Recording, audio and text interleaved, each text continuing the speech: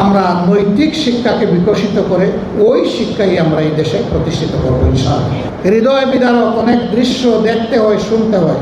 91 ভাগ মুসলমানের দেশে অবশ্যই শিক্ষা হতে হবে ধর্মের ভিত্তিকে এবং চেতনাকে ধারণ করে। শিক্ষা হতে হবে কোরআনের সেই আয়াতের আলোকে, ইকরা বিসমি রাব্বিকাল্লাযী খালাক। পড়ো তোমার সেই রবের নামে যিনি তোমাকে পয়দা করেছেন। অর্থাৎ রবের দেওয়া শিক্ষাকে বুকে ধারণ করে বাকি সমস্ত শিক্ষার বিকাশ ঘটাতে হবে। এই জন্য আমরা যেখানে যাই বলি যে আল্লাহ যদি কোনোদিন এই দেশ পরিচালনার দায়িত্ব আমাদেরকে দেন, কবুল করেন, এটা আল্লাহর ইচ্ছা। জনগণের ভালোবাসা সিক্ত হয়ে যদি আমরা যাই, তাহলে আমাদের প্রথম দায়িত্ব হবে শিক্ষার সংস্কার সাধন করা। শিক্ষককে শিক্ষকের মর্যাদার আসনে বসানো আর ছাত্রদেরকে দেশ গড়ার কারিগর হিসাবে তৈরি করা, যাতে একজন ছাত্রের হাতে তার শিক্ষার পাঠ চুকানোর পরে যেভাবে সার্টিফিকেট আসবে, কাগজের সার্টিফিকেট, ঠিক তেমনিভাবে তার কাছে আসবে কাজের অফার লেটার। এই দুইটা একসাথে তার হাতে পৌঁছবে। এমনকি তার গ্র্যাজুয়েশন অথবা পোস্ট গ্র্যাজুয়েশনের সেই সার্টিফিকেট আসার আগেই দুনিয়ার বহু জায়গায় ছাত্রদের কাছে কাজের অফার লেটার চলে আসে। আমরা নৈতিক শিক্ষাকে বিকশিত করে ওই শিক্ষাই আমরা এই দেশে প্রতিষ্ঠিত করবো ইনশাআল্লাহ। তাইলে মানুষগুলো আর পশু হবে না। এই সমাজে অনেক পাশবিক, হৃদয় বিদারক অনেক দৃশ্য দেখতে হয়, শুনতে হয়। হৃদয় ভেঙে টুকরা টুকরা হয়ে যায়।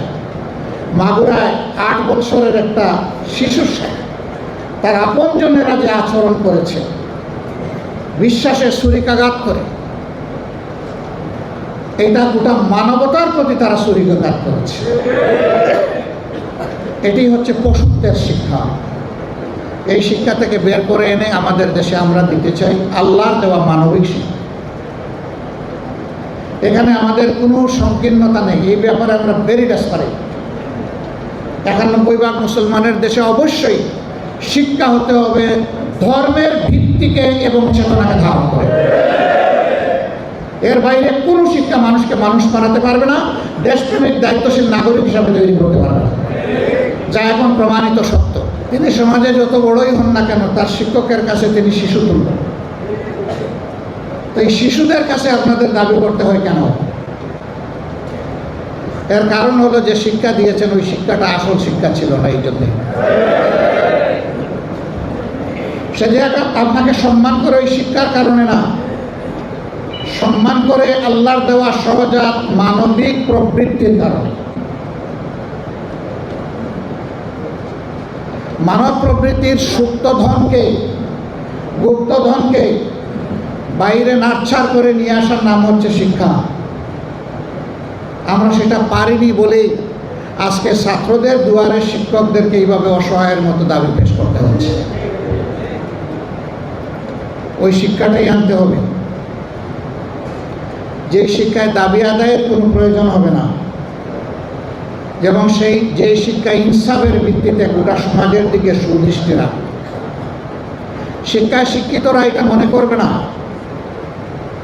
যে আমার মেধা আর আমার বাপের সম্পদ দিয়ে আমি আজকে মানুষ হয়েছে, এই পর্যায়ে এসেছি। বরঞ্চ সে আল্লাহকে ভয় করবে। এই মেধাটা আল্লাহ আমাকে না দিয়ে একজন সাধারণ শ্রমিককে দিতে পারতেন, সাধারণ মানুষকে দিতে পারতেন, আর আমি শুধু আমার বাপের টাকায় এই লেখাপড়া করে নেব। যে কথাটা আমি সব জায়গায় বলি এবং বলতেই থাকবো, এখানে আমাদের সকলের জন্য, আমার জন্য এটা প্রযোজ্য।